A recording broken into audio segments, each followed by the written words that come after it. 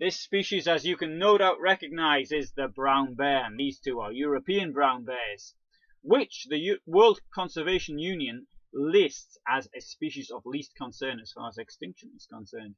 However, this classification includes European Russia, which are still large populations of bears. Within the European Union, it's listed as near threatened, which is exacerbated by the fact that most populations are small and fragmented. For example, this film was shot in the Alpine Zoo in Innsbruck, Austria, which exhibits local species, but in all of Austria there are only around 25 bears, and they're not even in the same place. Despite the brown bear being included in Appendix 2 of the Convention of the Conservation of European Wildlife and Natural Habitats, also known as the Berne Convention, as a strictly protected species, a number of countries including Bulgaria, Czechia, Finland, Slovakia, Slovenia, Ukraine and Turkey have excluded bears to allow for their population management, and by population management I mean killing. The question is, how do people feel about bears in their midst? The bear once roamed across all of Europe and now is limited to mountainous exclaves.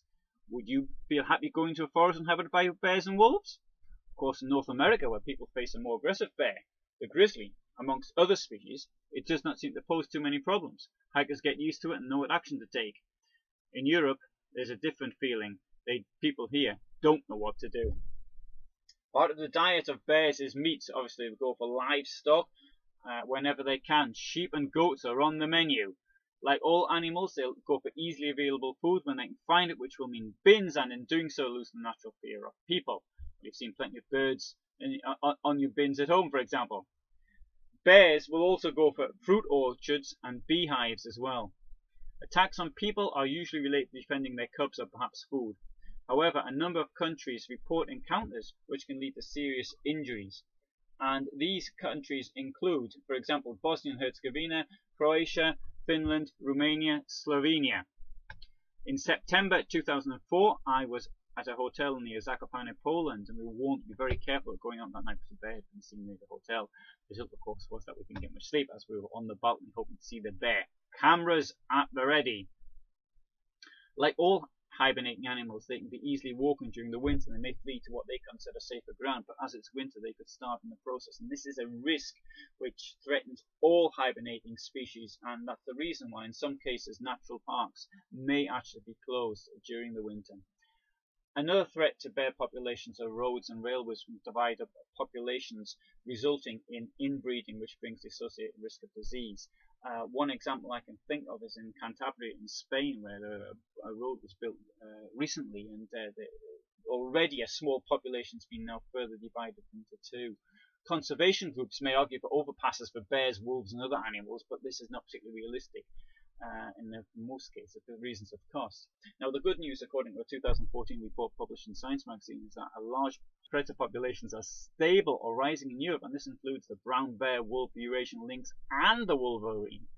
There are now around 17,000 bears in Europe, and for comparison there are 12,000 wolves, 9,000 Eurasian lynx and 1,250 wolverines. Indeed, the only European countries with a breeding population of large carnivores are the UK, Ireland, Belgium, Denmark, the Netherlands and Luxembourg.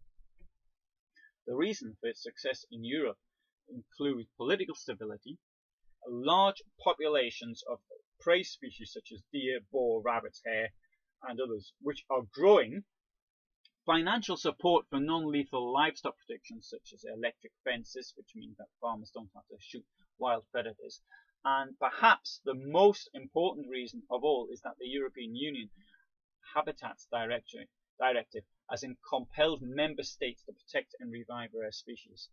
I think that one good reason for the preservation of wildlife is that it's financially worthwhile. I appreciate protecting agriculture is expensive. I think that the amount of money spent by tourists to see animals like bears may make conservation a financially viable option. For example, Romania has been very successful promoting itself as a bear sighting destination, and this draws in tens of thousands of people every year. So, my question is this: how do you feel about the reintroduction of bears to where you live?